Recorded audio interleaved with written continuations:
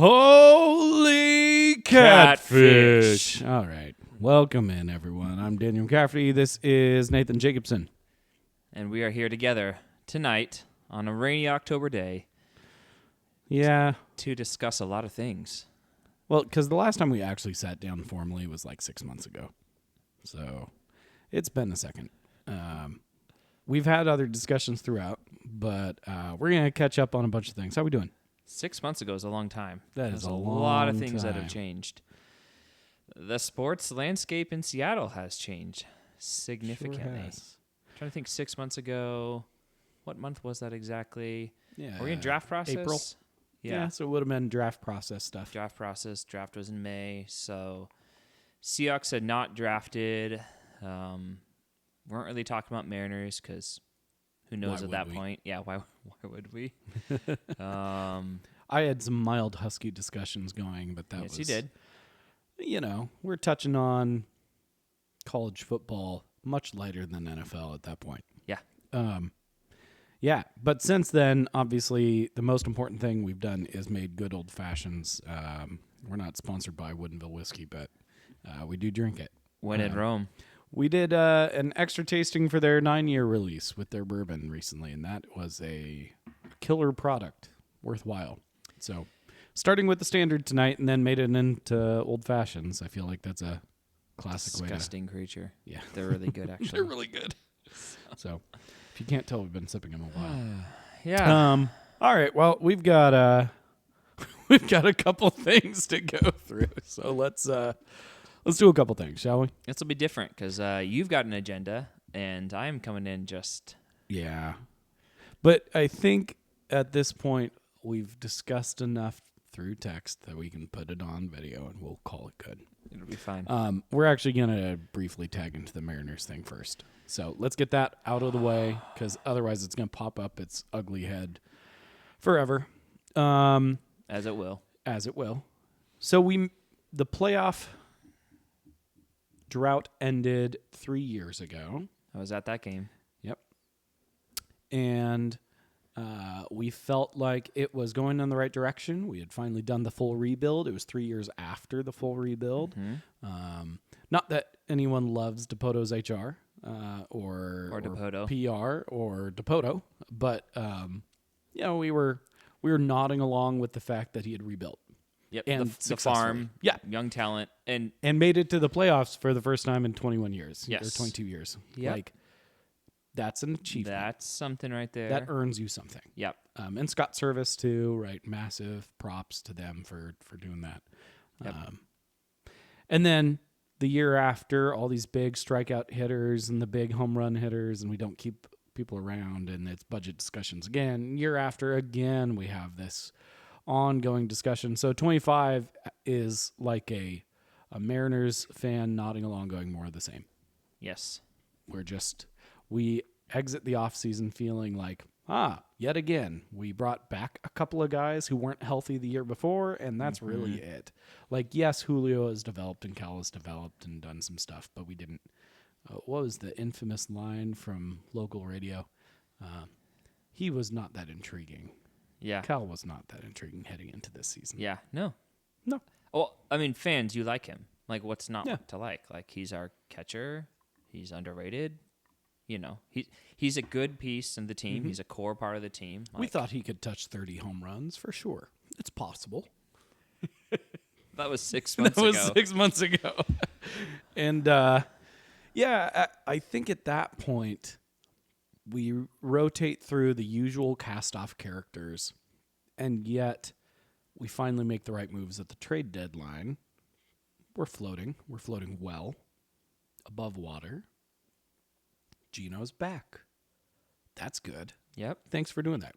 Could have not cut him in the first place, but hey, Mm-hmm. He was going through a slump at that time. We all got it a little bit. He wasn't worth the money at that point, and a lot of us were kind of done with the strikeout home run thing endlessly because we had just had the experience of a bunch of strikeout home runs the year before. Mm-hmm. Naylor. Guy I don't think anyone was paying a ton of attention to outside of like the true baseball fans because he's incredible, but he's also a grumpy old man disgusted at whatever he does. Yep. Good, bad, or ugly. Like, he's disgusted that you threw him that pitch that he hit for a home run. And yet so well spoken. So well spoken. So unusual. You're How many stolen bases? He led the league or something in stolen bases. Not particularly fast, it doesn't look like. No, he's literally one of the slowest people in baseball. And it's, second percentile sprint speed, something like that. Yeah. What? Where did that come from? Yep. So we've got all the fan favorites moving up and down. There's optimism because the trade deadline went well. There's the highs, the lows, the slumps, the big moments, and we break into the playoffs again. Yep. Oh, and not as a wild card. Yep. So we got Actually to sit won out our division and recover for a second. Mm-hmm. Mariners fans are going, we're what now? It's a little different. No, that's a big deal. It's like, we can celebrate this first time in 24 years. Mm-hmm. Like, yeah, it's not just making the playoffs. Like, okay, we might actually, we have actual pitching depth. We've been to the playoffs before, so this is not like their first time now. And we actually added some bats, so it's like, this could work. Okay, the lineup is as good as we had seen it. You Yep. know, in terms of the ceiling cases, the experience versus youth, the depth, the term "they keep coming at you" was a term that had been being tossed around, and so we take actually the divisional series, which is awesome. No, it's incredible. And to top it, we're 2 up with 0 losses in the conference series. We're going there right away, aren't we? We just have to. Yeah. Because the story is the what happened and then the why. And then the what happens next. Yeah. The what happened is we somehow happened to lose 4 out of the next 5 in the conference championship. No one saw that coming in that method, in that way. Would we have won the conference championship? No one knew. But once you have a 2-0 lead, the stats were on your side. It was something around the 80 percentile made it to the World Series at that point. Yeah, for me, going back to the Tigers, right? We're in that 15th inning, and I'm just, this is it. Like, we've done this before. It was 18 innings, and we lost. Just the most Mariners thing possible. So I'm like, I'm probably going to lose this game. And then we won. And we're like, okay, well, we're exhausted. I didn't expect them to do much. I was hoping they'd go 1-1, right? And the next series, like, they can just take one. And then we go up 2-0. And I'm like, okay, we know how this feels. 2001, go back in time. The Yankees go up 2-0, right? And it basically felt over. Yeah, like at that point, anything's possible, but also now we have to go to New York, and we lost. And so you it's have like a 20% shot, not an 80% shot at that point. And so we felt that. It's like we're finally on the other side of this. Like we're up 2-0, and we're taking this thing. This is sick. Like this is like we're gonna do it. We're actually gonna go to the World Series. There's no reason to that's just it's happening. This is amazing. Yep. Especially because we looked at it and we thought the ceiling case for the starting pitchers is as high as anyone, if not higher. The ceiling case for our back-end bullpen is as high a case, if not higher, as any team across the league. The ceiling case for our 1 through 6 hitters was as high as anyone. And you're swinging Crawford's bat in the 9 hole for a lot of this. Like, that's just fine. He's great, right? Like, the 7 and 8, we can, but that's as good a lineup as we could have put together at that point. Yep, really good. And what did we do with the Tigers? It was all like 3-2, 2 like all these close games, and like if we can do this to anyone, then we can win a World Series. Yes, that was the thinking. And somehow, the why are we not celebrating the first World Series appearance comes back to yes, the hitter's not hitting. That is a key reason. In this Blue Jays series, we know, we've seen the stats, that the 3 through 9 hitters were hitting a combined something under 200 on the average, something under like 600 on the OPS, something under the numbers weren't there. They weren't connecting bat to ball. It wasn't getting in play, and it wasn't going out. Yes, there's the incredible Geno home run. Since they live and die by the home run. Yeah. Second only to the Yankees. So this is kind of how they do it. But this is how they had been doing it. So the bats were one factor, and yet there was an unknown factor. And I'm not touching management yet, but there's an unknown factor of how in the world did the starters who have this ceiling case to be the best in the league end up running a 9 ERA outside of Woo?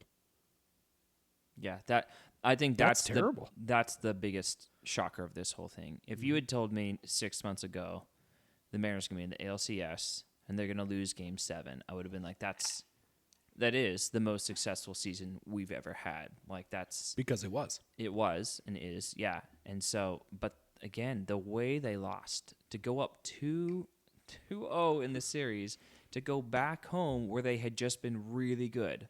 Was it 20 wins in a row? 21, something ridiculous, right? I mean, they just as hot as possible, including home. And then for the starting pitching, which is our strength, not even just the starting pitching, the pitching, right? Yeah. Yeah. Well, and it is odd to think about, but that middle rotation bullpen, those middle leverage guys, we had considered our weakness all year, as many teams do. That's not a every team, yes. But we still looked at it and thought, Buzzardo's not that good. The fact was, Buzzardo had an incredible season. Right. Like, not only his best season by a mile, but a legitimately good season by almost any analytic you choose to look at. The struggle is that we look at the Game 7 and we look in game and we zoom in and we go, we still could have probably taken it, or we could have given ourselves a much better chance to take it, if not for certain managerial decisions in game. And that's the one that I think Twitter had a decision. Yeah. Twitter had a heyday with, right? It's hard when Woo walks and singles, a leadoff batter and then a follow-up. I get it. 2 are on, 0 are out. You're up 3-1. Woo has been your best starter all season, right? Most of us would have been understanding if he had stayed in for another batter or two. We would have understood him facing Springer. We would have understood the concept there. He's good. He knows how to do this. He can get out of a jam. Yep. The second most obvious thing, maybe the first most obvious thing, would have been, well, that's their best guy. And this is the highest leverage moment so far, 2 on 0 out, with a 2-run lead. 5th, 6th? 6th inning. 6th? It's Munoz time. Is it 7th? Could have been later. Yeah. My memory's getting all mixed up right now. I actually think it was the 7th. Could have been 7th. We got to 6. It went so fast after that. It was 6 outs and it was over. This is the Office meme moment. Could it have been the 7th? Possibly. How about the 8th? I can see that. That seems like a realistic possibility. Yeah. I think we all, the fans, were sitting there. We've been conditioned by Scott Service. He's maniacal, right? In one respect, you knew what he was going to do in the highest leverage moment. What's his highest leverage reliever? Ignore the inning. That's the highest leverage moment. He identified it every time, and he put in the highest leverage reliever. Did they execute every time? Not necessarily. But that was it's Springer at the plate. 2 on 0 out. 2-run lead. Munoz time. Yep. But it's not Munoz. Yep. So why take Woo out? Why not put Munoz in? Why are we putting in Buzzardo there when, despite his good season, and it was a good season, he's not one of your, dare I say, 10 best pitchers on your roster at that time, and it's Game 7 of the playoffs to go to the World Series. You just pitch your best guy, right? That's not a, he's our 6th inning guy. That's not a, he's our 7th inning guy. That's not good enough logic. It's time to put in your best. every single inning. So I'm curious then, is this the moment for you where it's like the most crucial part, this is where it comes down to as far as the Mariners losing? Is it that moment right there?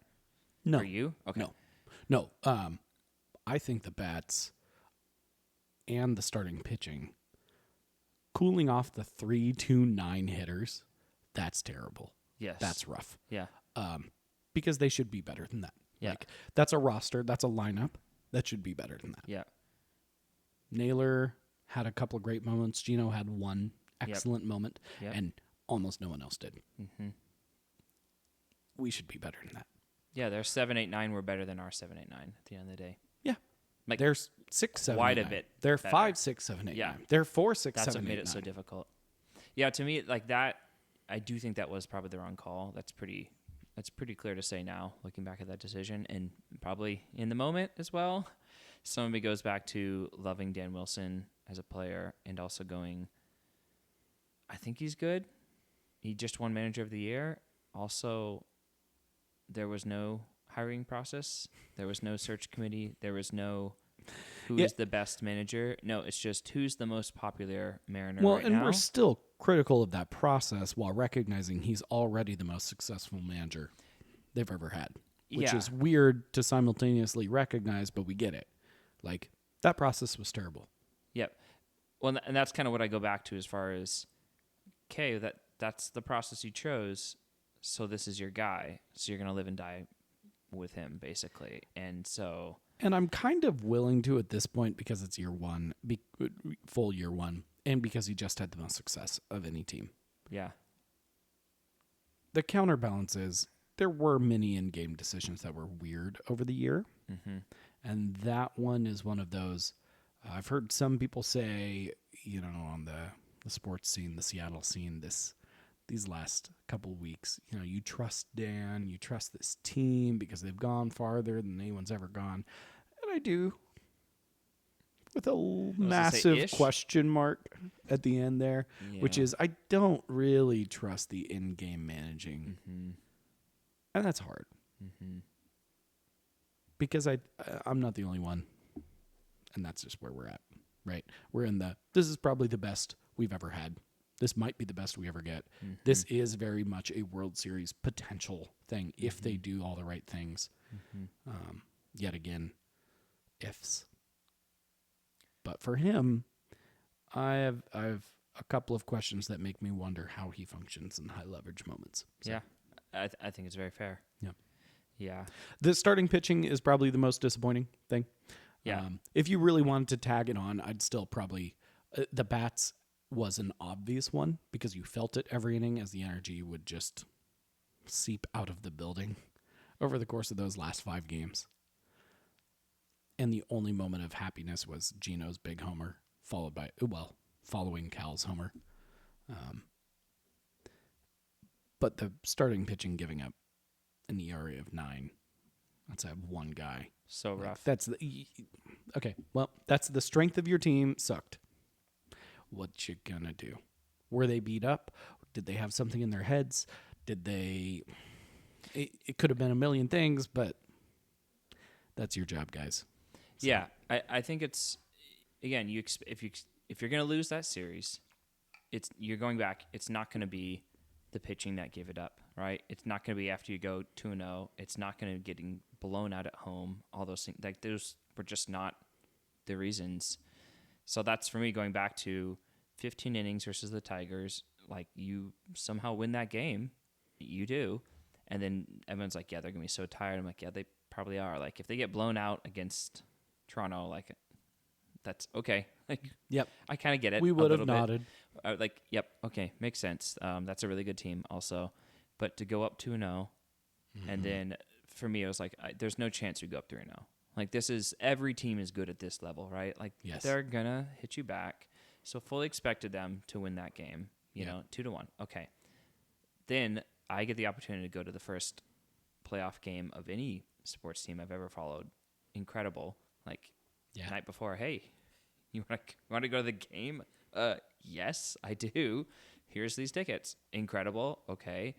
Incredible experience. And, going there and to me, it was just like whoever wins this game, game 4, will win the series.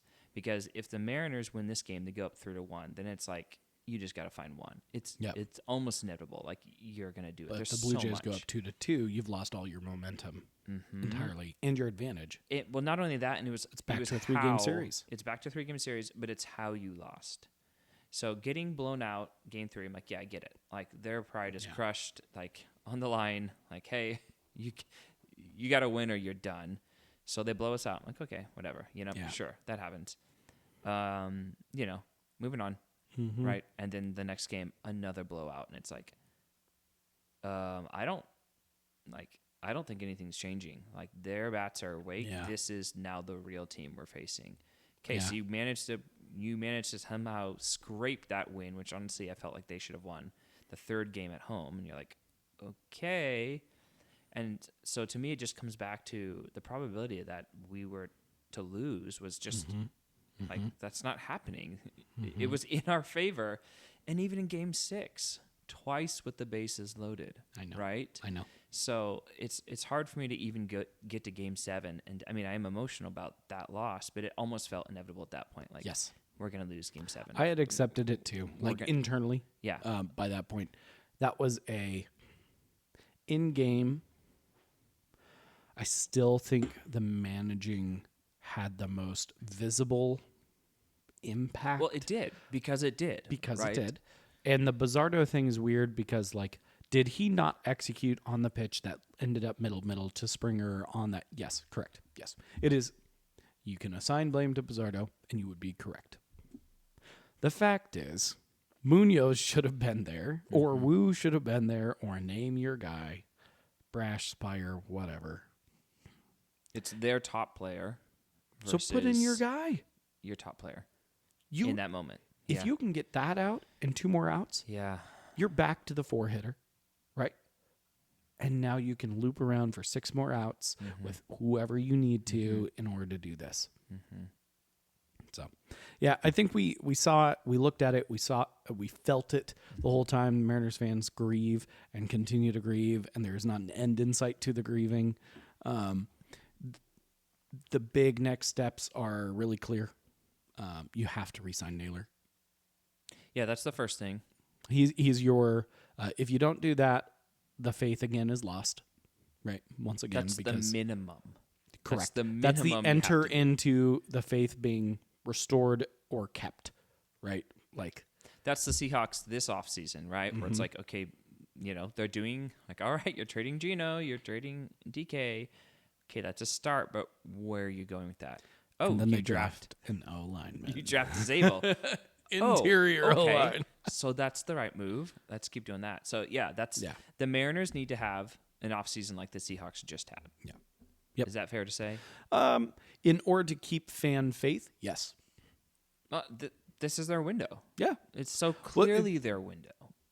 When I say that, I mean the free agency preview would tell us that outside of some of the guys who aren't technically yet free agents, Naylor, Geno, some of the guys who have a year left, but you're probably moving on because of some arbitration situation that I don't fully always understand.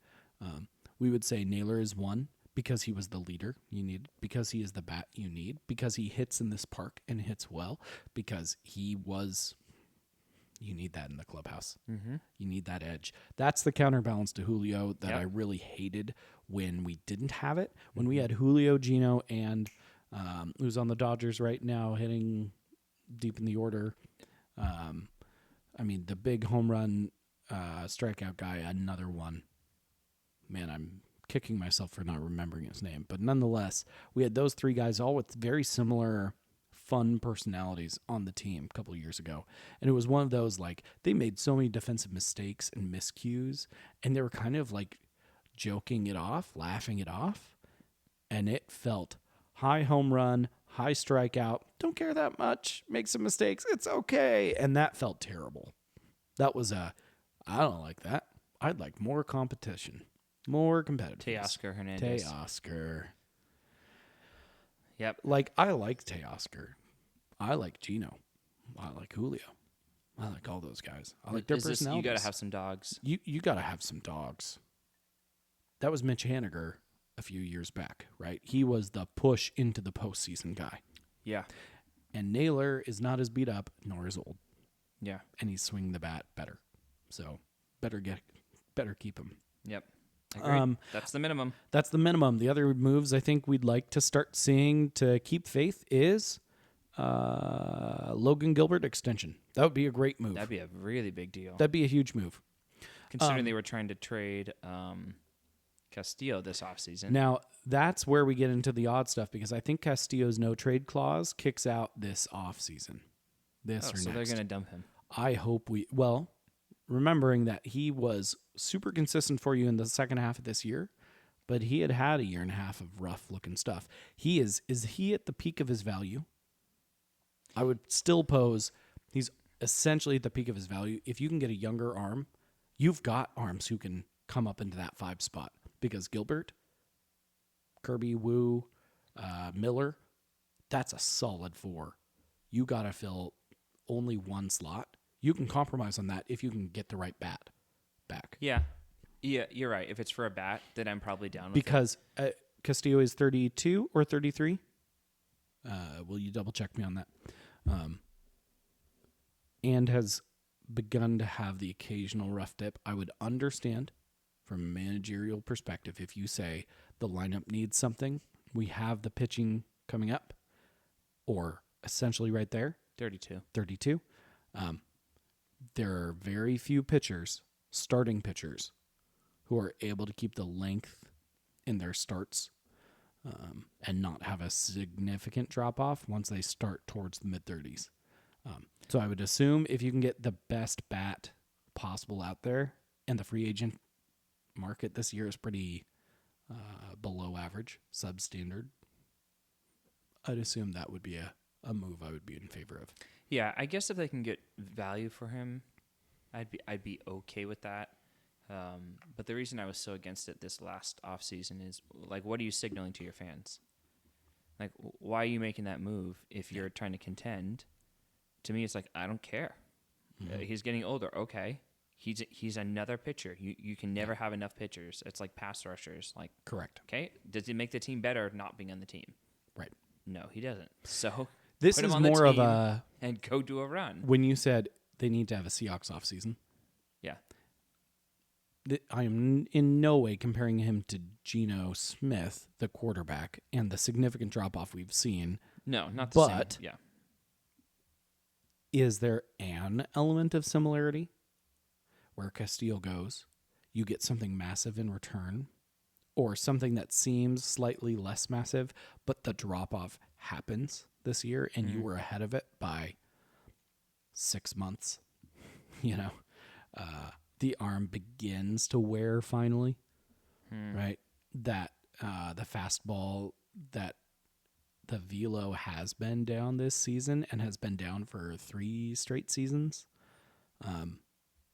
That we start to see the next guy, right? And it turns out being the right move him at a good value to get a good hitter. Anyways, I would understand that move. I view it a lot like the Madden franchises, right? Where Well, you bring up that, and I'm totally on board. That's a very different feeling. His contract includes a full no-trade clause through the end of 2025. So that might change. So, yeah. This next year, he does run through 2027 with a 2028 option. So we can keep him as long as we want. Really, that's not the question. The question is, his no-trade clause ends at the end of December, we assume. So starting in January, could he be moved for an excellent bat? And then is he similar to Geno Smith at all in that comparison? In that he moves and the arm begins to fall off. Not the extreme. I'm not talking about that. Right. I'm just more thinking something of, is someone going to actually give anything? That's a question that I don't know in the market. Yeah. Yeah. If it's we're trying to improve the team and get a better bat and we think he's about to fall off a cliff. Okay. That's one thing. If it's my beef, which is ownership being cheap and not really committing to winning, then that's, again, like, I don't care. I Yeah. don't care if he's on the downhill. If he's your number 5 guy in the playoffs and he's the vet with the experience and he goes in game 7 for 2 innings and wins you that, next year, like, was That's he worth another it? guy I probably would have loved. Like, I would have understood seeing at that point. If you want to pull Wu with 2 on and no out, Yeah. I would have totally been fine seeing Castillo go in there. Mm-hmm. Right. Give him a couple innings to work his magic. Right. Yep. He's the guy. He knows these guys. Yep. Yeah, lots of questions there.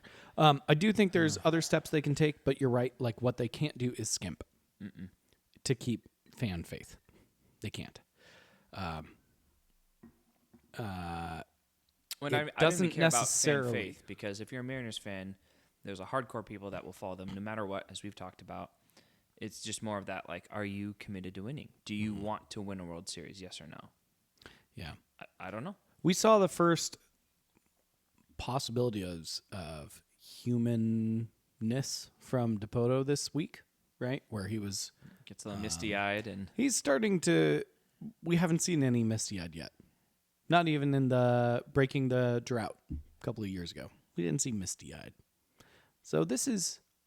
Maybe there's That was something the there. closest, yeah. Maybe there's something there. Maybe he's starting to dream, or he started to want it, right? He was close enough. So we'll see. I'm intrigued. So doesn't bad. make me like thank him. goodness he is starting to want it now after being year 8 with the Mariners. Pathetic. Also, this is not a Mariners podcast, so we're going to move on from that. Yeah. All right. That being said, I think we hit all the key notes, unless there's something we missed there. We are now ending the one baseball podcast portion of any of these podcasts we really will have until the Mariners make the postseason again at some point in the future. Final word, what emotion are you feeling? If you could have one emotion. I feel... The average Mariners fan who kind of knows what's going on is probably still feeling frustrated, angry, depressed, etc., to a milder extent than 5 days ago, but still there. I'm typically kind of a numb guy. If I felt the big negative emotions, I gave up in Game 6, right, and went, I think we're losing out. Yep. So I'm very much in the numb category. Okay. And it's sad that that's the case, but that is kind of where I'm at still. You? I'm angry. Yeah. Yeah. I'm pissed off. Yeah, there's no reason that we are not in the World Series right now. I don't even care if we win the World Series. I No, do care, you just but want the appearance. I want to get there. I know. Stupid. That's why we're podcasting instead of watching Game 1 tonight. Oh, disgusting. Actually, I do disgusting. wonder what's happening in Game 1. I don't care. That's my version of numb. So, all right, we're gonna jump into actual football as soon as Nathan solves his curiosity for a moment. No, just keep going. That being said, we're gonna review the Seahawks season so far. Oh, I can't view it right now anyways, even though I got YouTube TV. That's Never mind. excellent. Nobody cares. Okay, Seahawks. It's a bye week. So let's review season so far because we have literally not talked on pod about any of the games. That's wild. Game 1, San Francisco, 13-17 loss. And that was one of those, we shake our heads at Kubiak and we go, that's not what we saw in the preseason. That's not what we were told. That was What was stupid. that? That was dumb. That was so stupid. And it wasn't a Mike Mack thing. We think that came back with a Mike Smack to Clint Kubiak after that because that was dumb. We won 31-17 against the Steelers in week 2. Yeah, that was weird. Welcome back to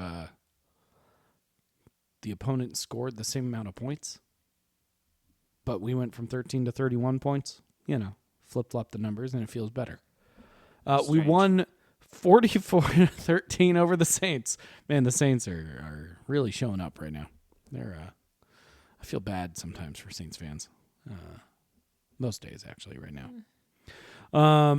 Cardinals, never feel bad for the Cardinals. Beat them 23-20 in week 4. Thursday Night Football. Yep. Glad we pulled that one out. That shouldn't have ever been that close. No, that was a watching that with my dad, and I was like, "There's no chance we lose this game." We were dominating them. Yeah. Until the last 6 minutes of the fourth quarter, when the refs and the Cardinals did everything in their power to come back and win, and then they still lost. And I was like, "Yep, that's about right." That's about Your right. head coach is Michael Scott. So. Good attempt. Yeah, actually, though. We were at the game on midfield for one reason or another at the Tampa Bay Buccaneers game. Actually, one of the best. That's got to be maybe the best loss that I've ever attended. Oh, absolutely it was. Yes. Like, that was a really good game, and either team could have won, it felt like, and both quarterbacks were just balling out. Yeah. Well, and we knew, like, there was so much grace given to the Seahawks because we were down every starting piece of our secondary. Like, all of them. And multiple defensive linemen. And it was like, okay, Baker's doing a great job. Also, we have less than half our starters and less than half our immediate backups in the secondary. Okay, well, Darnold versus Baker, here we go. Also, isn't that a cool matchup? Yeah, it was. Losing 35-38 is not a blowout. Yeah. That was a anyone's game situation with a bad pick at the end, but like, yeah, no, that you was, put up 35 points. Yep. Good job, dude. Yep. No. Did your game. That was a fun game. Frustrating we lost, but yeah. Yeah, no real questions there. We won against the Jags 20-12. Another dumb game. That was a dumb one. Should have been way bigger blowout than that. So, yeah, that's been the story of the Seahawks so far, is like, this looks like a dominant team, and we find ways to make either to lose the game or to make it really close.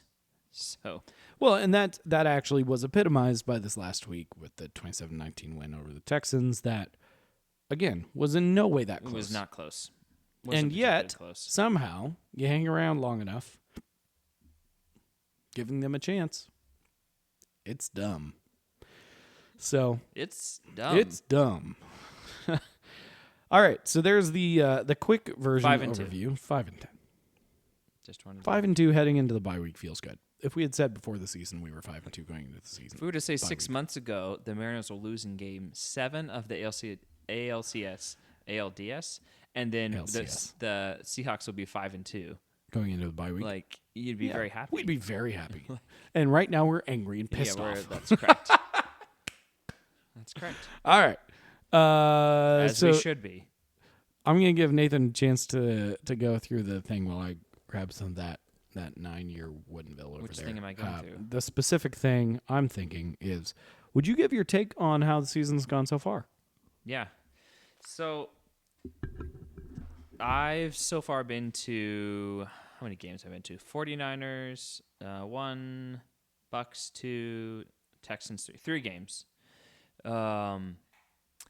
In large part, Mike McDonald was brought to come in and fix the defense, and he has done that. So it's really fun to see a good defense again. It's been quite a while since we've seen that. And even when like the offense is completing passes or touchdowns or something, they are getting hit. They are getting smacked around. Like, we have some dogs now on defense. So that's like the first thing I'd say is the defense. Coming into the year, I fully expected it to be a top 10. I almost felt like we were overhyping it, where I'm like, yeah, I'm not going to be the Legion of Boom. Like, that was the greatest ever in the modern era, at least. So to me, I was trying to temper expectations. Like, yeah, if we're for the 10th best defense to 12th best defense, to me, I'm like, yeah, that's a win. Quick reminder, that 9 years. Excellent. Yeah, it'll be coming up in a second here. So, defense is doing what we expected and more, in my opinion.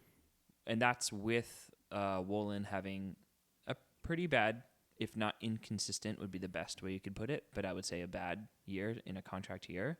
Spoon not really making a massive difference, and Love being out for most of it as well. Do you think the average involved Seahawks fan hears you say Spoon hasn't made that much of a difference, really not been a difference maker, is the core of the complaint there, and takes mild offense to that? Maybe. because the way the national media still portrays him, anytime we're on, you know. You mean every person calling him, they have an elite corner over there? That's correct. That's correct. The way they Devon talk about him. Witherspoon. Yes, and I go, he's a good run. He's an undersized run defending DB.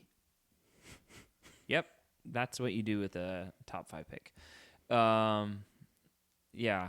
So it's weird. So despite the fact that we've had some major issues in our secondary, we've been elite on defense. Really, really good. Now, to your Consistently point, holding opponents to, other than the Bucks, where we were destroyed, but even in other games like the Jags and the Texans, still didn't have our secondary, and we still were elite on defense. The Jags scoring 12 points, the Texans scoring 19, and they should never have had 19 even. No. So also wasn't the defense's fault no, at certain it points. hasn't been the defensive. The one game, no, none of the games holding the 49ers to 17. I'm like, yeah, you got to score more points against the 49ers or you lose. So, yeah, quickly touching on your Devon Witherspoon take, because I don't know if we'll come back to it a ton. 5'11", 181 is definitely the traditional slot. PFF still has him as the 11th best corner in the league, period. And yet his grade has gone down each of the years he's been in the league. And really what this is reflecting is there aren't that many great corners in the league, period. So when we say right elite, now, what we're really saying this year is that there's not that many great ones, and he's at least good, is kind of the qualification. In fact, here's a weird one for you.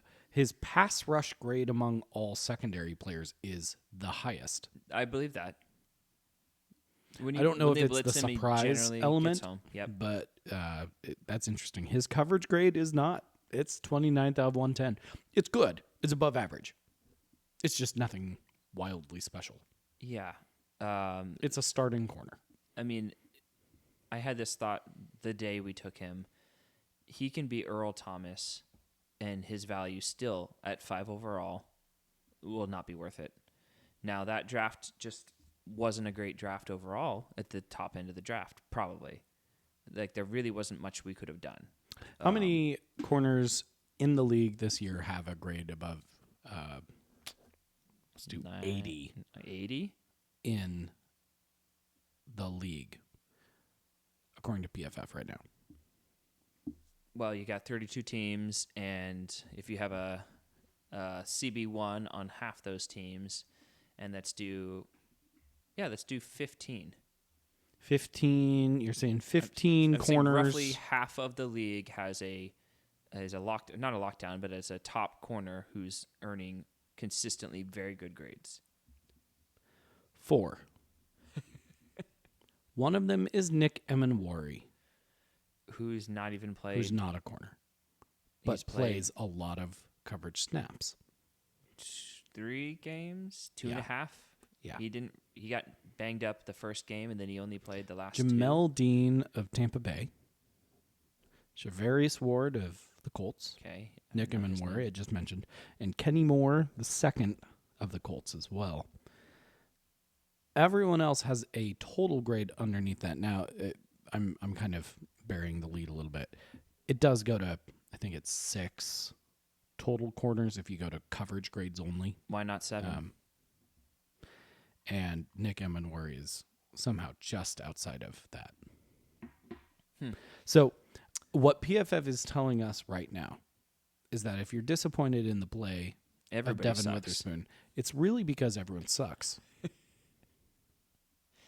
Yeah, if you could tell me... Again, let's be clear. You can argue with the PFF grades. We can argue with the PFF grades. We can disagree on a lot of things. It's a system. It's whatever. What it is trying to tell us in comparison to its own system is that Witherspoon himself is the 11th best corner, and that is actually accurate for them because despite him being only a pretty good corner, not a great corner by any standard, there aren't good corners. There's 4 of them. Yeah, the way I I'll never get over us taking a nickel corner at 5. That'll always annoy me. But the way I get around this in my head is I think when the Seahawks took Bruce Irvin, I think it was 15 overall on an absolutely loaded defense. And it just didn't matter because the defense was so good. And you did have some guys who took higher than him also. Earl Thomas at 14, for instance. But that defense was so good, it didn't matter if he was a blue chip guy or if he was just very good, because he was a very good player amongst elite players on a incredible defense. So in my mind, I think of Devin Witherspoon as a late second round pick is about what his value is, in my opinion. Late second round pick. Because of the slot corner size and just inherent abilities. He was a late second, a little undersized. He fell because of an injury. That's where he went, right? And so he's a very good player on a scheme that Mike is the reason the defense is good, not Spoon at all. And so when we look at it from that context, to me, it's like, well, yeah, it annoys me that the value is not there, but he doesn't have to actually be an elite corner for your defense to win you games. Now, the game with the Cardinals bring that up, for instance, where we looked at those plays over and over again, and one of the 3 maybe wasn't his fault, but 2 of the 3 very clearly were. When he's matched up against Marvin Harrison, who's 6'3" or whatever, right? Like he just can't do it. You match him up with the top dude, he's not that guy. Now, that's not his thing. So we're still missing that big-bodied outside. It's who Woolen should be, right? So let's touch on the other members of the secondary as our review kind of goes on. Who has played the most total defensive snaps among all secondary players in the league right now? It is Josh Jobe. Oh, yeah. He's one that...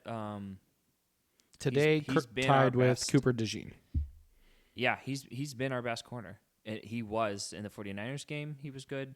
That's a little exciting because that feels like the Mike Mack effect, where he's actually taking a player who's nobody and elevating him to be really good. And you're like, great. Yeah, that's what I want to see. PFF doesn't grade him well on his coverage snaps. They grade him well on his run defense and his pass rush. So it's a lot. In fact, Tariq Woolen, affectionately known as Reek the Freak, also grades out really well on his run defense this year, yet again. So over 70 is a solid grade, right, currently. So, yeah, Josh Jobe would sit 67 out of like 140-something corners in the league right now, grading out as a slightly above average corner. Reek? He's gone. 110. He's gone after this year, though. I mean, like that's it's really difficult because Josh Jobe, I didn't realize this, and I will double check this later, but currently listed at 5'11", 190. The same size as Witherspoon. Jobe and Spoon are not outside corners. Jobe and Spoon, traditionally, would be slot corners, both of them. And as copy-pastes, yes, Jobe has 10 pounds on Spoon-ish.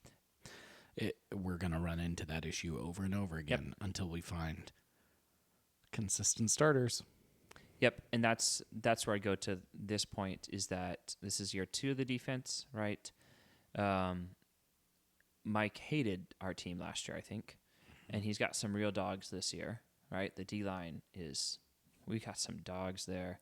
He basically cut and traded or whatever the linebackers until he got the combos he wanted.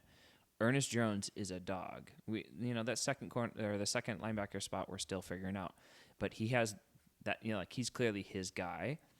I think he mostly hates outside of Nick, outside of Love.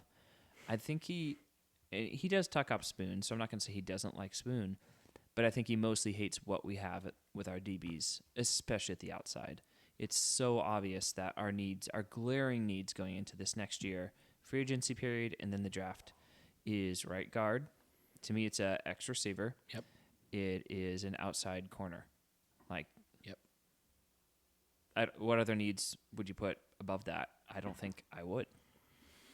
But Guard, starting corners are massive right now.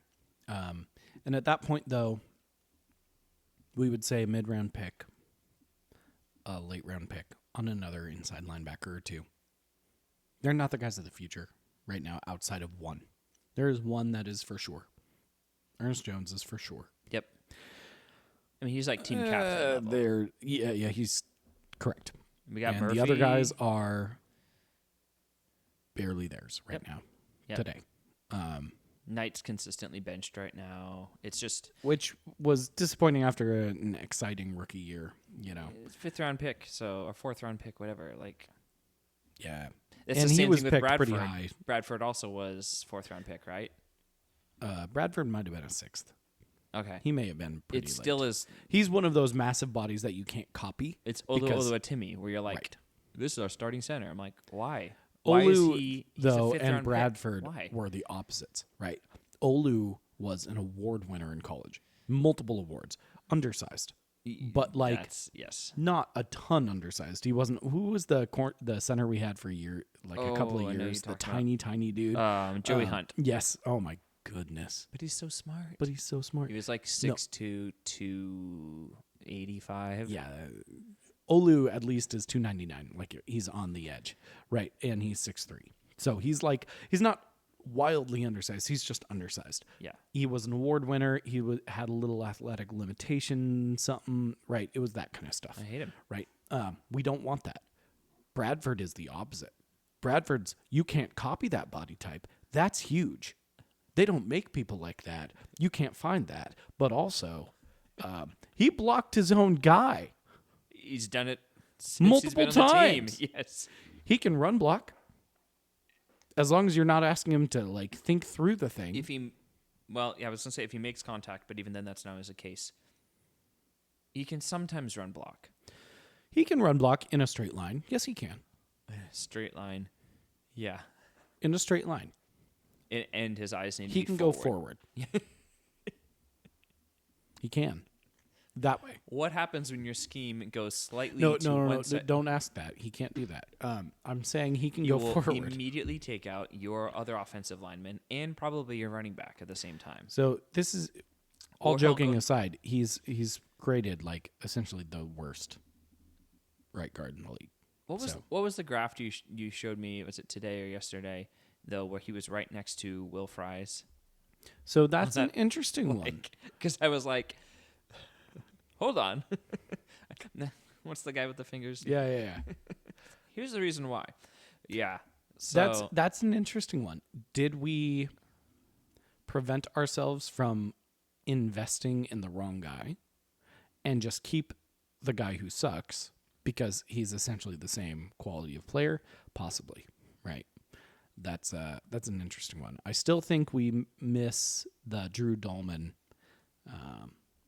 center specifically, but that's about it. That's really the only one. Emanwari is a safety linebacker, inside linebacker, corner hybrid, but him being like ranked in the top 5 at any position overall right now is just super encouraging. I will take that today. When he plays, he's excellent. That's really it comes down to.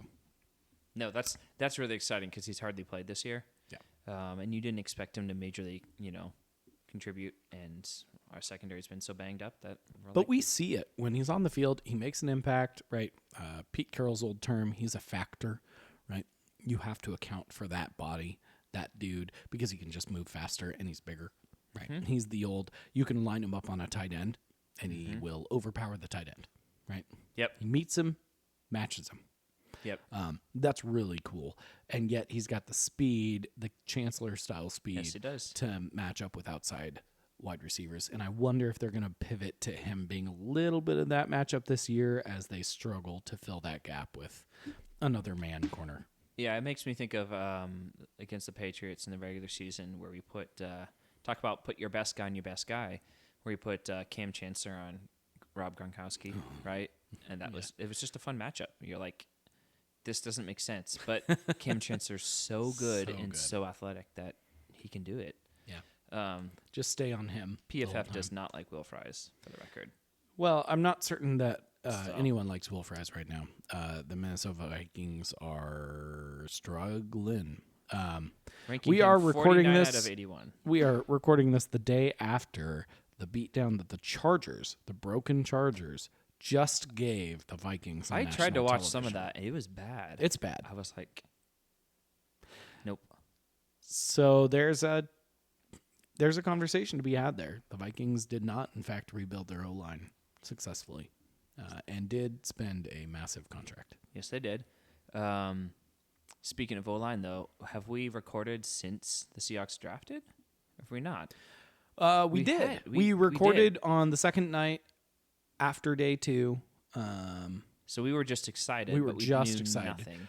So Zabel, again, hasn't been a revelation. What he's been is consistent. Yeah. Legitimately, if we want to jump into that real fast, and I think, hold on, before we go too far in that rabbit trail, secondary, I think we know kind of where we're at. I was going to point out one exciting note. Ty Okada is essentially the same body type as Witherspoon or Joe Brady, still in the 5'11", 185, 190 zone. But he's playing safety consistently. He's been on the field a lot. I don't know if we saw Okada being on the field this much, but he's on there a lot. And, yeah, he's ranked 20 right now on PFF's grade. So, I mean, we'll take it. Like, he's doing an excellent job at doing what he can. He is an above replacement player, and that's cool, right? He's a low-end starter, like, if not a high-end starter on some teams. 20 means he would start on every NFL team today, if you take that as standard, right, which you don't have to. But that's interesting because those three body types are all interchangeable, and guess what Mike Mack does? Interchanges them all the time, right? Job, Spoon, Okada, they're all the same. Treat them the same. Okada might be a little shorter than that. I don't think 5'11" is actually. He might be a little more tightly packed. Yeah, and I mean, those guys are backups for a reason, right? But it is exciting to see the defense still play at a really high level, even with those backup guys. That's what you want to see. We're 5-2.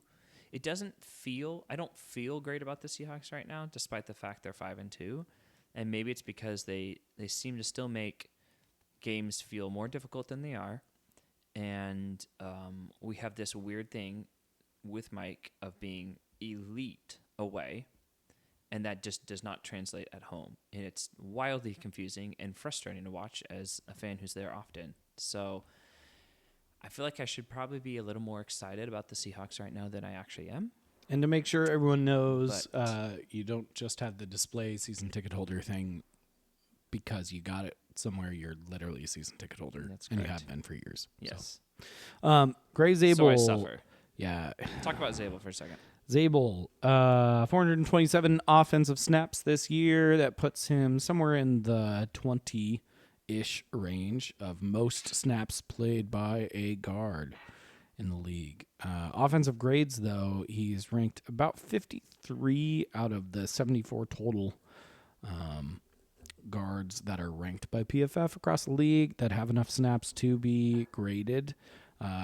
Bradford is bottom 5, so no surprise there. Really, though, it's that conversation of we didn't need great guard play. We needed better than terrible guard play. And right now, we're getting better than terrible. We're not getting good yet, but we also expect Zabel to have the rookie learning curve, and that's He's okay. a rookie. I'm not terribly 0 disappointed sacks by that. allowed. That's actually that's a big deal. Yeah, Sundell is nearer the bottom than I'd like him to be in terms of the centers, but again, I don't know what the expectation was for Sundell. They communicate well. It's holding up. Darnold's essentially the number 1 ranked quarterback in every metric across every site. So, they're doing their job to some extent. The running game hasn't put it all together yet, but that's why we're heading into the bye week a little bit. Yeah, I think that's probably one of the most surprising things. Going back to, expected a top 10 defense. That's what Mike came to fix, and he's done it. He was showing he was doing it last year even, right? So, yeah, we're going to have a good defense. On offense, I expected that we were going to be a run first team, and we were going to be, hopefully a top 10 running team. That's what our offensive identity was based around, right? And then Sam Darnold would be, 15th, 18th best quarterback or whatever. It's been completely flipped. That's the most surprising thing is not only has Sam Darnold been better than that, but he's been, in every category, top 5? Yeah. If not number 1. If not number 1. Like, it's a weird thing where that's awesome. Even the people who don't like him are now saying, stop saying, just because his last name is Darnold, forget his time with the Jets. Like, this is years removed from that. He is an elite quarterback. And so that is really exciting. Like, have a defense. And, yeah, we're paying him something. We're not paying him nothing, right? What is it, 3 years? 100. It's a 1-year deal dressed up as a 2-year deal, Correct. dressed up as a 3-year deal. But it is we're paying him something, a functional 2-year deal. Mm-hmm. And it's running the $33 million or so a average annual value. Last part of the O-line there was the tackles. The big worry with Lucas was just that he wouldn't be healthy. He's been healthy. Yeah. Both of the tackles Finally are essentially top 15. Cross at 13 right now. Lucas at 17.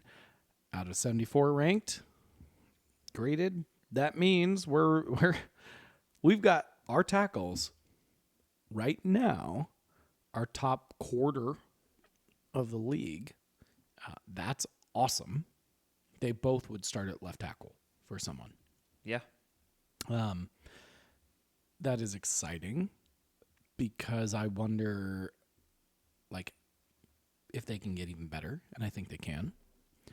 The struggle there is, are they covering up for something, right? They're doing their job. So I'm not going to, there's no critical anything. There's no Stone Forsythe giving up so many pressures that he leads the league 4 weeks later after he stops starting, right? Like, there's none of that. It is almost Halloween, but we don't need that kind of spooky. By the way, vibes. I liked Forsythe in college. I did. And so it's kind of fun to see him, like, giving up. I think he gave up 0 total pressures last week against the Chiefs. I was going to say, where is he? He's starting for the Raiders, of course. No one's surprised. No kidding. I'm not kidding.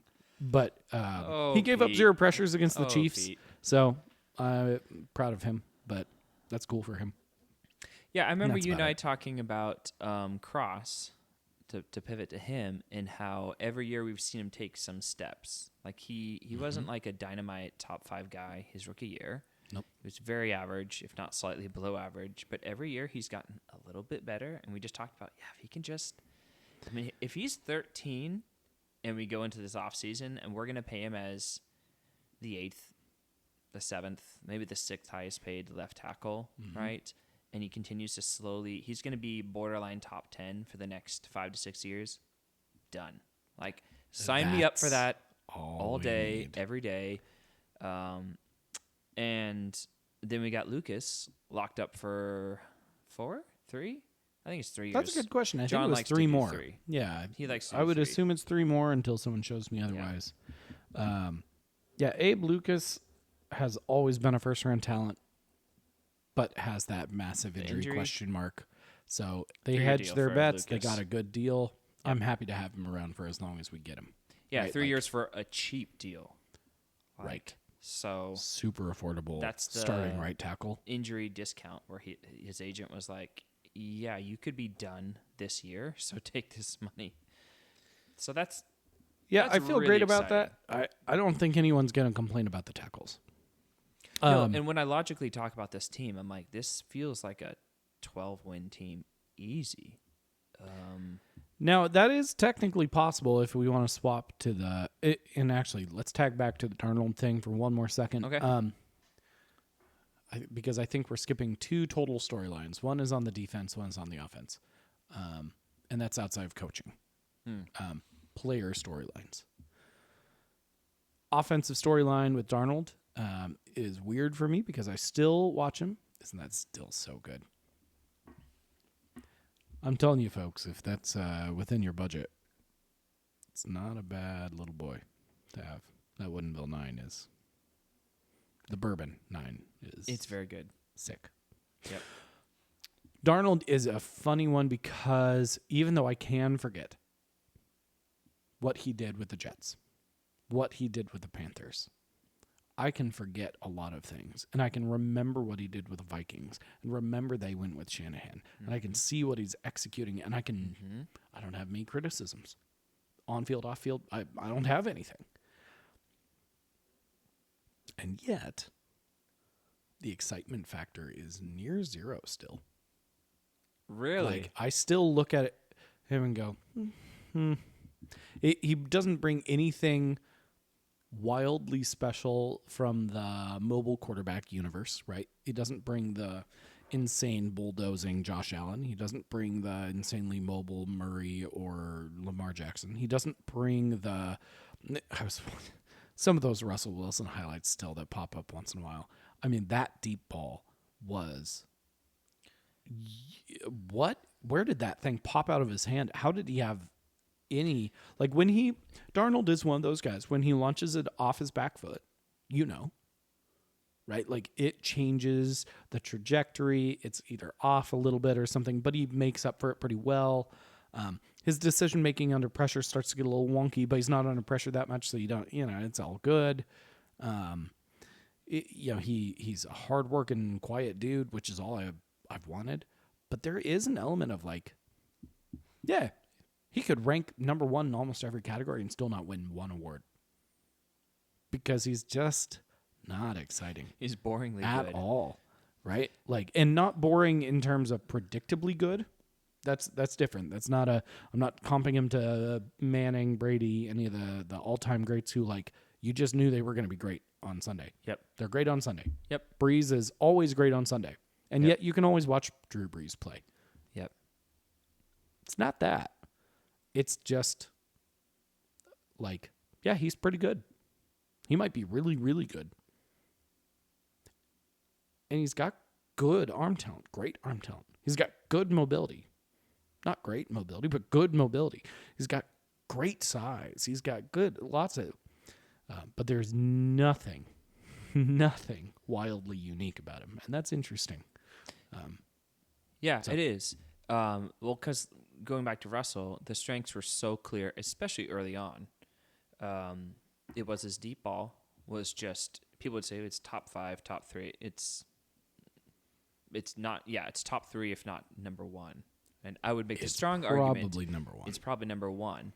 Nobody threw the ball like that. It was a wild combination of just this moonball rocket combined with elite twitchiness is how I describe it, and instincts. So when he decided to take off and run, he was fast, not the fastest guy in a straight line, but like football speed fast. He made people miss. In the pocket, he made people miss.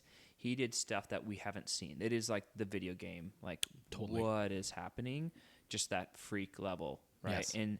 And Sam doesn't have any of that. I was looking at his draft profile. The strengths coming, out of college. The first one, which is what we're talking about, it's interesting, accuracy and ball placement. Mm-hmm. And that's kind of just where I go is that, he's just kind of a West Coast dude. Like that's kind of his thing, accuracy and ball placement. Not unlike Matt Hasselbeck is an interesting an interesting one. And 6'3", 225 is a great frame for a quarterback, but it's not the biggest frame you've ever seen. No, it's not the smallest frame you've ever seen. He's got plus skills with his athleticism. So basically, I think the point you're making, or what I'm hearing, is he is really good, maybe elite in multiple categories potentially, but he's not the best in any one particular. He's not the best runner. He doesn't have the best arm. He doesn't have the best deep ball. He doesn't have the best pocket presence, right? He's not the most accurate. Maybe by some metrics he is. I don't know. But that's kind of the thing, is that he doesn't have like a huge weakness. You could say when he doesn't have time in the pocket, right? Every quarterback, when they don't have time in the pocket, that's a weakness.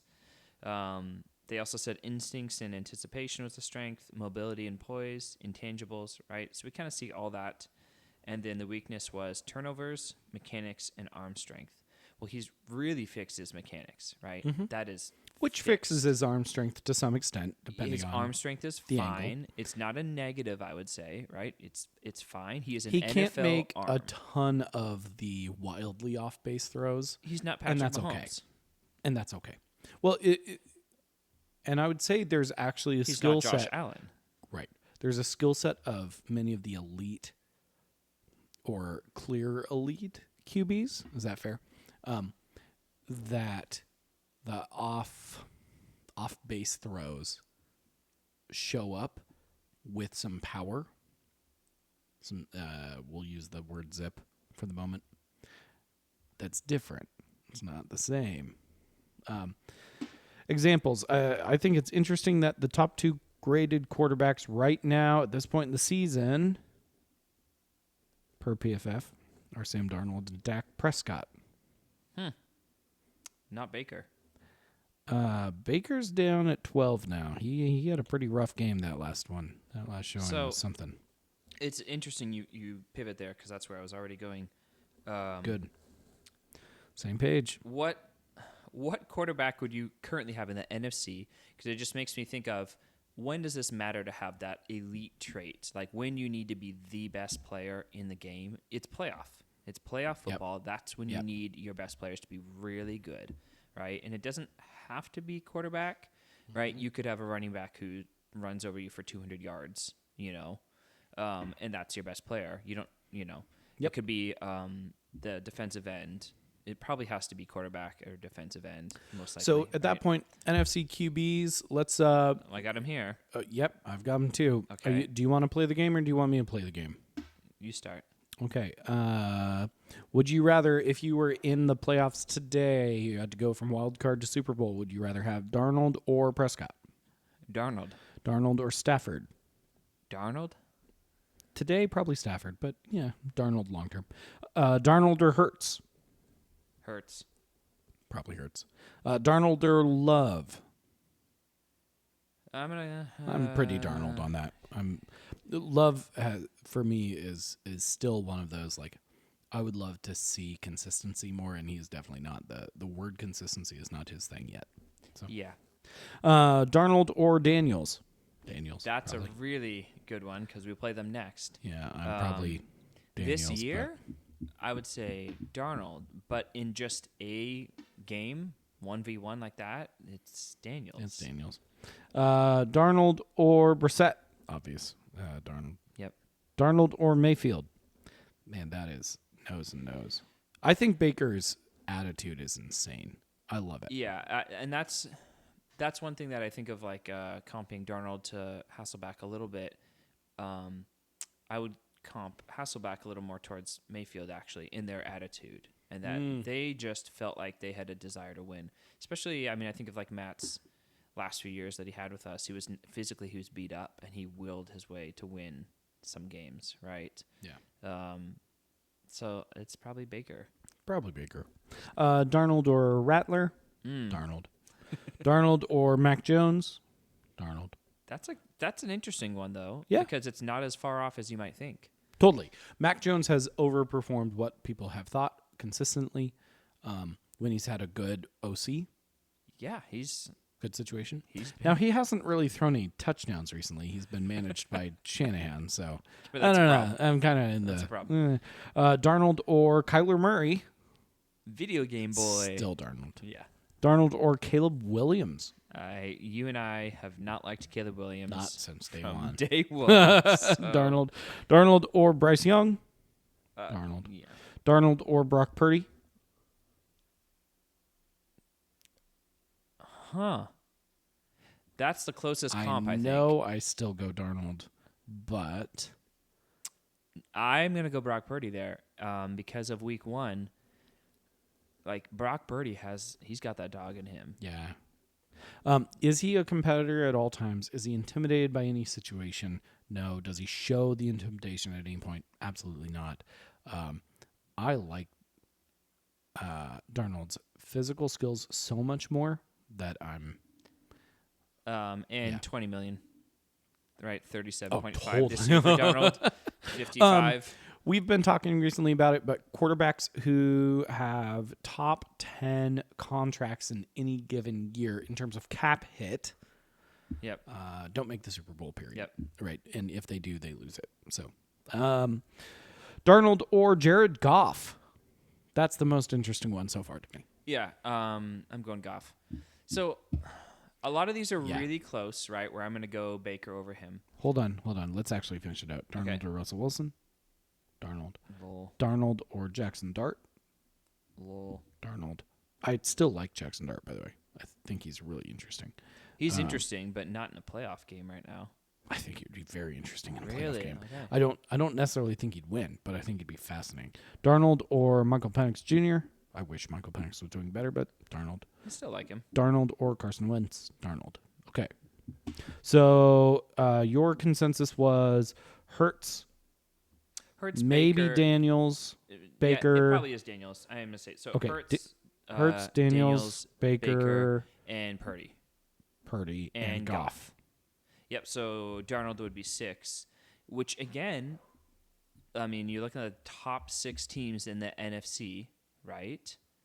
Yeah, he's above those guys statistically, most of them.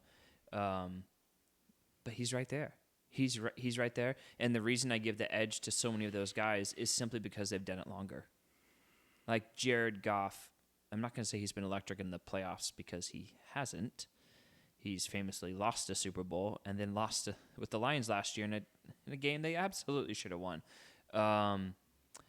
Daniels, wow, this season has been a little. Last year, if you remember, the Commanders won like 7 games. That was like by a touchdown or like they won any close game the Commanders could win last year. They won. They won off a Hail Mary, right?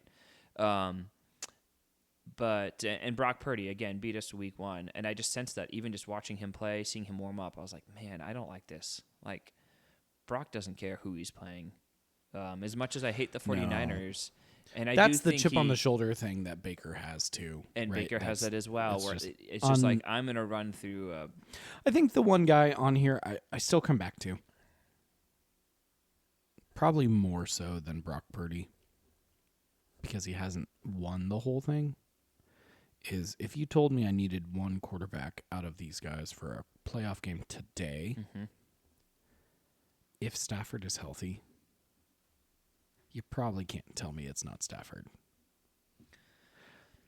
If he's healthy and you have a halfway decent O-line, I mean a good O-line, I'm probably looking at Stafford and saying, start for me today. Right, get me through this run. I don't think I can make a strong argument against that. You've also liked Stafford for a while, I think, from his time back. I mean, we all knew him with the Lions. With Detroit, we liked him then. His arm talent is insane. His size is good, and he is the veteran. He's so frustrating. Every year, oh, my back is done. And then every year, oh, look, I'm really great again. Just for fun, I looked up the top quarterbacks contracts. I won't say by year. It's either it's from 60 million to 52. They're all slotted somewhere that range, right? It's Prescott number 1. It's Josh Allen number 2. Burrow, Lawrence, Love, Tua, Brock Purdy, Jared Goff, Justin Herbert, and Lamar Jackson. So, from that list, looking at the NFC, we said only 2 of those guys. Actually, we only agreed on, because you didn't say Brock Purdy, did you? No, but you did say Jared Goff. Yeah. So we only agreed on one guy that we would actually take over Sam Darnold. In the highly paid category. Yeah, and that's not even talking about the highly paid category. I mean, of the highly paid, yes, but like money aside. Yeah. So that's just interesting because, again, where's that money getting allocated? So some of those teams have $20 to $30 million more. It's interesting that today we would also take him over easily Trevor Lawrence. We'd easily take him now over Stroud, and I hate that for Stroud because I like Stroud a lot. We'd easily take him over Aaron Rodgers at this stage. We'd easily take him over Tua and Cam Ward and Geno Smith and Dylan Gabriel and Jake Browning and all the other guys you see. It's really only that elite tier where you have the questions, right? You go Herbert or Darnold, you go Herbert. Right, You go Drake May or Darnold. That's an interesting one. Worthwhile conversation. Josh Allen, Daniel Jones. You still go Darnold, but like Jones is having his comeback that looks very similar to Darnold. Yeah. And Baker Mayfield. Yep. And those guys. Absolutely. And Patrick Mahomes you take because he's Patrick Mahomes, and Joe Flacco is no longer that, but like Geno Smith, he's right up there with them, you know. It's interesting because he is, at this point, I think we could make the case without really being difficult about it, top 10 across the league. Yeah. And he's grading out as number 1, which means he's on a hot streak. And that, we don't know when it would calm down. Jason's a big part of that. JSN is the number 2 graded wide receiver in the league right now. Yeah, and I think when you watch him, it's hard to not have him as the best wide receiver up there with Justin Jefferson right today. Yeah, that's a wild thing to consider is that, okay, if Spoon, to me in my mind, I like to plug him in as like a late second-round pick because that's where I think he should have gone. And JSN goes 20 overall. A couple years back, at least their rookie years, right? Mm-hmm. Spoon was the guy who were like, okay, he looks pretty good, right? Puka is the only one graded higher than him Freaking per Puka, PFF. freaking Rams. Puka was on UW's squad for like a couple years. Always injured. Off doing something else, always injured. That's the crazy story. That's the craziest story of all time. It's the Rams. They develop. They draft and they develop better than Cooper just Kupp and about him? anyone. Yeah. Cooper Kupp was nobody. He was nobody. He played Eastern for Washington. Eastern Washington. Come on. You can't tell me that Sean McVay was like, yep, I can tell that guy's going to get 2,000 yards in a year. No, come on. Yeah, I think that's literally what he said, probably. It's Sean McVay. It's stupid. Although I will say the one nice thing is that we haven't even talked. Well, actually, okay, let me get to that. Byron Murphy, but we'll talk about him in just a second. Yep. There you go. So that's the other thing to consider with all this conversation of Sam Darnold is how I don't even know if you could say it's a breakout season. I would say it's a breakout season simply because the tier that JSN is now breaking into is actually like the blue chip, like platinum, top 10 in the NFC wide receivers. Like he is now, because like you think of, for me, top 2 receivers in the league. Jamar, Justin Jefferson. Exactly. Those 2 guys. And then there's a bunch of other dudes who are... Amon-Ra is right there, right? Like right behind him. And there's a long list at that point. But really good players. Puka. The Seahawks, that was my big concern. A big concern going in is that we did not... I'm glad we didn't try and replace DK. And I'm glad we didn't pay him. But DK was a very good player. He annoyed the crap out of us at times. He was still a very good player. You take away the freak X guy you have on that outside spot, right? And I still think we need to get a big-bodied X receiver at some point. But so isn't that where that's what's so interesting about Jason breaking out is what do they have around him, really? Yeah. But none of our wide receivers are... Oh, man. You know the conversation that annoyed me the whole offseason? The slot wide receiver. Oh, yeah. What are they going to do with so many slot wide receivers on their team? Seahawks, this is a new offense. Oh, my goodness. Like, well, I don't know how Cooper Kupp and JSN can be on the field. Neither of them are outside guys. They can't play out. They can't move 5 feet to the left and still play football. No. That conversation was what always... was that? Cooper Kupp was never just a slot guy. What was that? And JSN was not a slot guy at Ohio State. So... Yeah. Anyways, Stupid. Conversation. So the frames, though, the slot wide receivers that are like limited to the slot, we know because we've seen them. We've seen them from T.Y. Hilton with the Colts for years, right, with Andrew Luck and paired alongside him. To today, it's like Josh Downs with Daniel Jones, right? Like the 5'9", the 5'10", the speedsters. We've seen, however, the same body types and like Tyreek Hill taking the top off because he's just faster than every single person. As long as he can get off the line, he's gone on the go route or the deep cross or whatever the post is. Like that, the situation just calls for something different. So we have a 6'1", 196 JSN. Mm-hmm. We have a 6'2", 208 Cooper Kupp. We have a 6'3", 185, 188 Torrey Horton. Yeah, I'm looking at it right now. Yep. Tariq Young at like also 6'3", 6'4", 215. The guy is big. He's not small. You're forgetting someone very important. I'm forgetting. I just want to see how More tall he is. Bobo. Yes. More Bobo. Bobo is is 6'4", 4. 207. Yeah. Not a speed dude, but physical. Yeah, he's the pretend tight end, a la a taller Cooper Cup, right? Like that's actually who he is. You signed He's a just 3-year slower. deal worth $2.7 million. So none of our wide receivers are small. These are not tiny dudes. These can all block. JSN is the smallest of all of them. I mean, okay, Torrey Horton's frame is skinny, but like still. He's 195, according to this. Sure, I'll take that. And I'm happy with 22, that. so he can put on a few pounds. Yeah. He could be touch 200 by the 6'2" end. in the 200s. Pretty Horton easy. is JSN is not. So the knock on JSN coming out, right, was part of it was his 40 time. Right? That was part of it. Let us double check that because I have a different number in my head than Smith. He was injured, right? Yeah.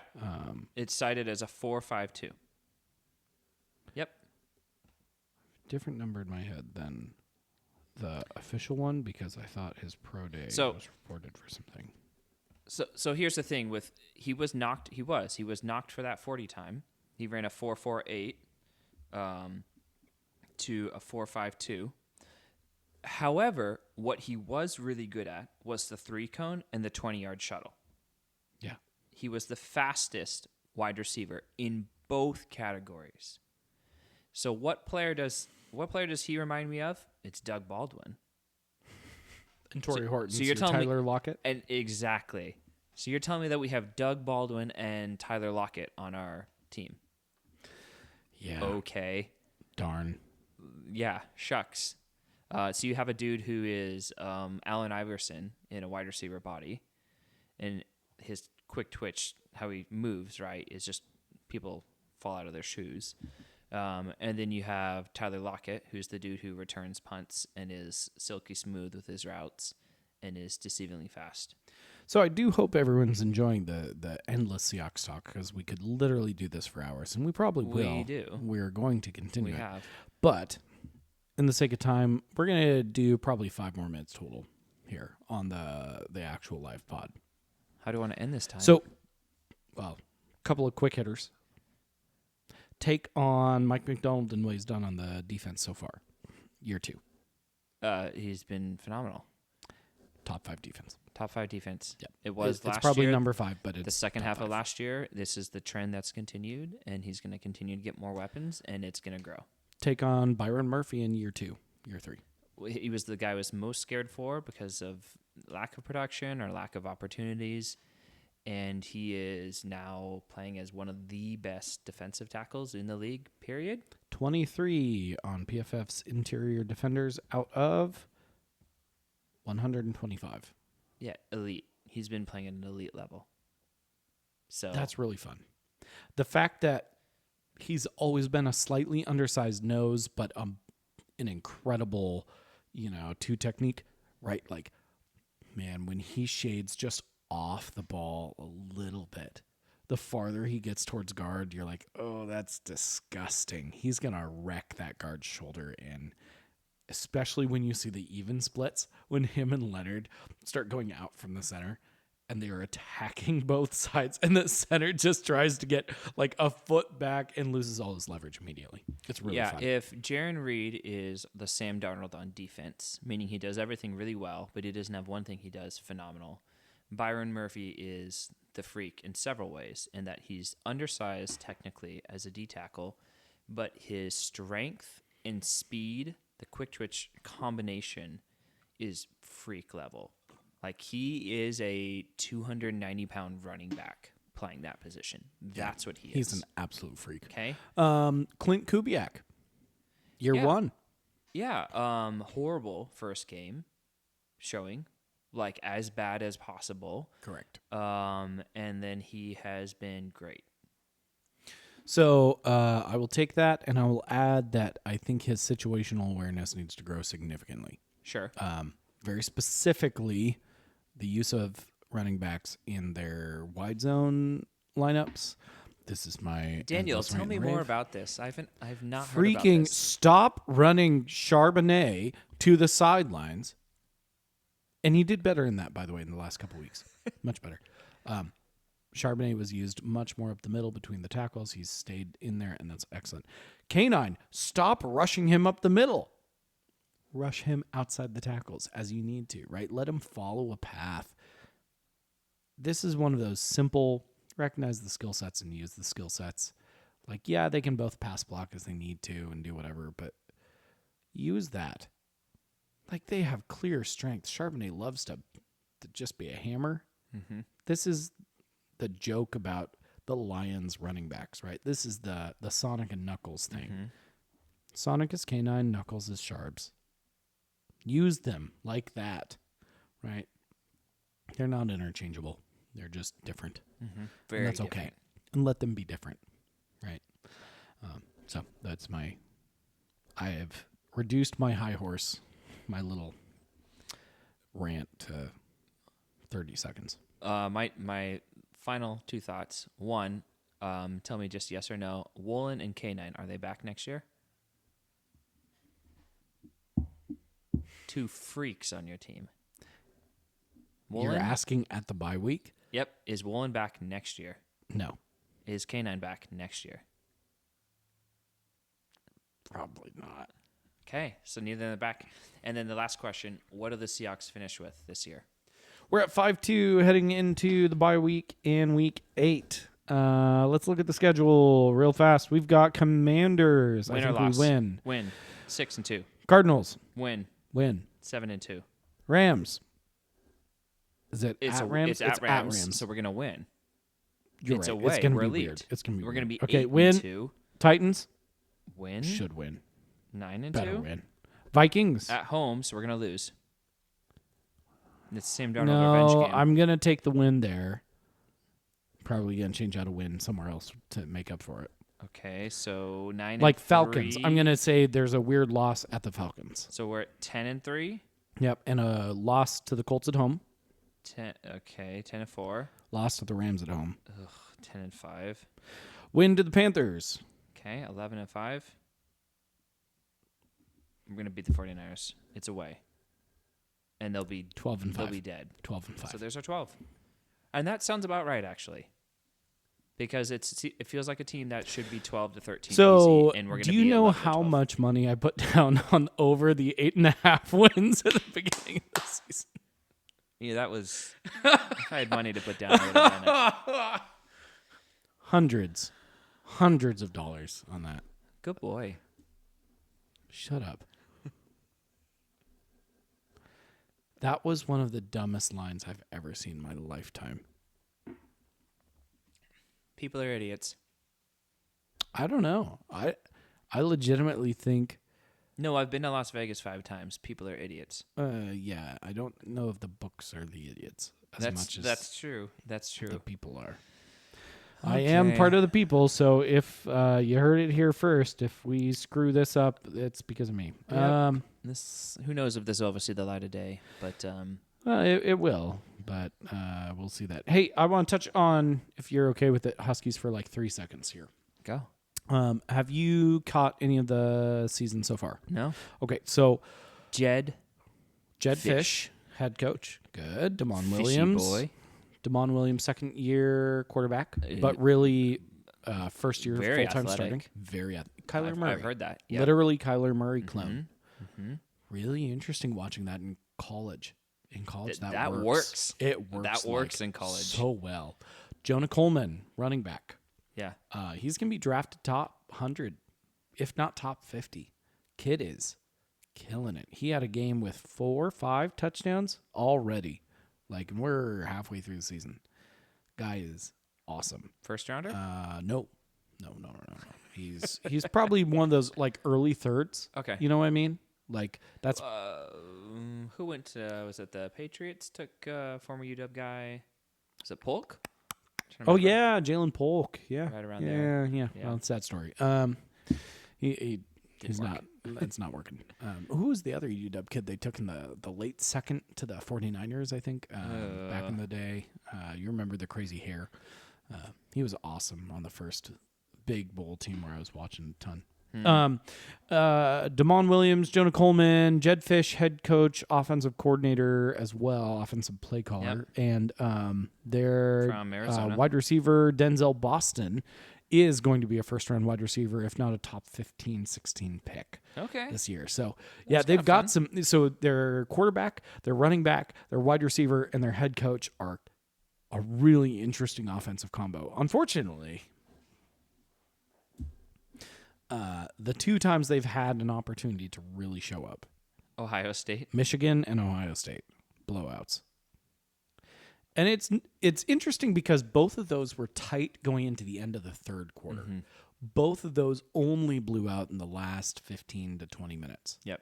Right? That's where everything happened. Yep. And that's where your young first-year starting quarterback, really first-year starting, second-year quarterback fell apart, right? Mm-hmm. That's where he was throwing the picks and getting desperate and trying to play hero ball. Yep. It happens. It happens. So we beat Colorado State early on, pretty big score. Destroy UC Davis, as we should. Destroy Washington State, which is looking better by the week because Wazoo is holding up against like all of the ranked programs they face. It's really impressive.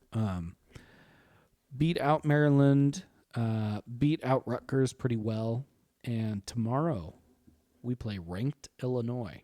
So this is our really last chance to make a impression to sneak into the AP Top 25 before the end of the season. Some good corners on the team, draftable. Yep. UW's done a pretty good job of that the last couple of years, right? Great job of the corners for the last 15 years. They get drafted. So. Great job of the D-line the last 15 years as well. Greg Gaines, obviously Vita Vea. I mean, just like big boys. Not so much right now. We've got Carson Bruner and a couple of the inside linebackers that have kind of moved around that have been drafted or drafted late recently. Yeah. Besides that, offensive line, you remember the guard that you really liked who was also a tackle in college, who had the injury thing right before, went to the Steelers, hasn't been able to do a ton, but has existed and was definitely a high-profile offensive lineman we were looking into during the draft process a couple years ago. Yep. Massive Why am I blanking on his name? Troy Fautano. Yeah, and that's all excusing Michael Penix from this conversation and some of his accompanying the three wide receivers who all went there, Rome, Odunze. I was going to say Rome. What about him? All the big guys. That being said, we're kind of at the program is being established zone this year. And it's year 2 of Fish being the head coach and having drawn all of his Arizona guys up. Yep. And that means next year he's looking to compete if he can get into top 25 by end of this season or get close, right? Like if he can get just outside, he'll be ready to push for the playoffs next season. Yeah, and college is so different because it's, especially with the transfer portal, it turns over so fast. So it does. But it's fun, it's exciting, it's enjoyable to watch. Yeah. Illinois tomorrow is going to be one, like it's 12:30 on the dot in the middle of the day, and there's nothing else really going to happen, right? It's going to be national television. They're ranked 23, so like they're just inside the 25, and if you can do it, it's going to be fun. Nice. And it is fun watching a Kyler Murray play at the height of his powers in college. That's fine. Yeah, it's so good. I think Damon has already set the record all time for University of Washington's rushing yards and passing yards probably combined. Hard to do because that's just not something you really do in college. Those two things. Yeah, but it's still a impressive feat to set all time. Brock Heward didn't do that. No, and Jake Browning didn't either, and Michael Penix didn't either, and some good guys didn't.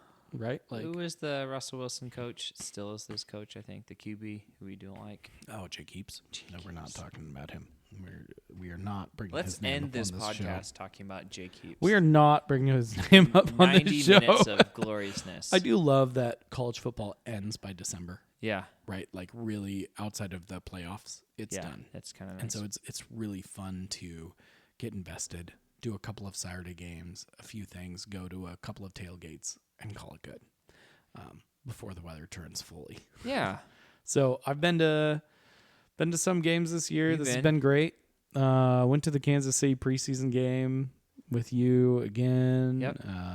Rained Yep. the whole August. Thanks, guys. Yep. For that. That was great. Okay, let's end at the bye week with, let's see, what's a good dumb prediction? Let's end with Super Bowl predictions today. Super Bowl predictions. Super Bowl predictions today. Okay. So you don't Where think... are so you it's at? definitely the Ravens. Don't say that. No one will take us seriously ever again. Not that they do now. That was a funny... It was a funny joke. I've liked the Ravens and the Bills to go to the Super Bowl for several years, and for some reason, the Chiefs are never the best team in the regular season, and they always... Have you watched the Chiefs recently? I mean, they are curb-stomping guys. They're just... Mahomes with Rashee Rice back looks like Okay, so... diabolical. No, I don't like the Chiefs, so why would I watch their games? I mean, I listen to Taylor Swift enough. I don't need to watch her as well. So the Colts currently sit at the top with 6 wins. So I'm going to say that's the Vikings last year. Daniel Jones, who beat us at home. And I watched so many losses at home. This is why I'm angry. Okay, so Lions, Rams, Eagles, 49ers, Broncos, Patriots, Bucks, Chargers. AFC feels like a real toss-up this year. And it hasn't. It's felt like it's had super teams the last couple of years, and this year feels like a toss-up. Most listeners are going to disagree with you today, specifically because the Chiefs have now been touted on national media yet again as curb-stomping guys, because they did, and they are destroying people with their defense. No, teams that lose the Super Bowl don't go back. Not that year. It has happened multiple times. Nah.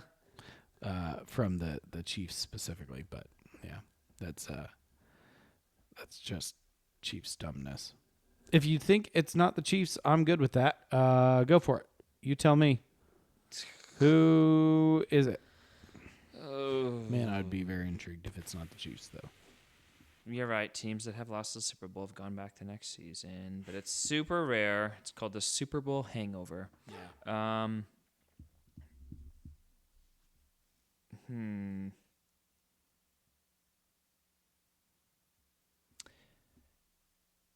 I hate this. Well, you think it's the Chiefs in the AFC?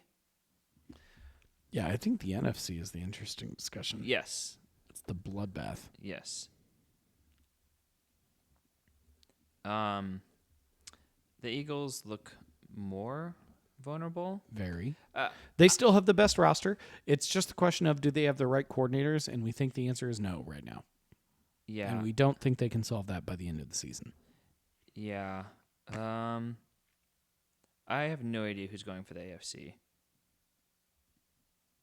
I guess a wild card for me would be the Chargers. That's entirely dependent, I feel like, on Joe Alt's health. If they don't have a healthy left tackle or right tackle, I feel like Herbert's going to get. Yeah, I just don't like. I don't like anyone in the AFC. I like the Patriots, the Colts, the Broncos. The Patriots are probably dark horse. Yeah. The Steelers. No. See, there's a bunch of teams right now that have wins. It's still too early on where people haven't separated. I think in the NFC, my pick is the Packers.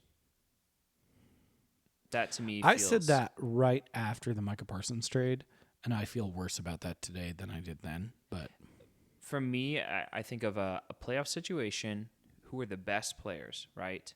Yeah. And Love, despite the fact we talked about how we take Sam Darnold probably over him, is a very good player, but he's surrounded with talent. Yeah.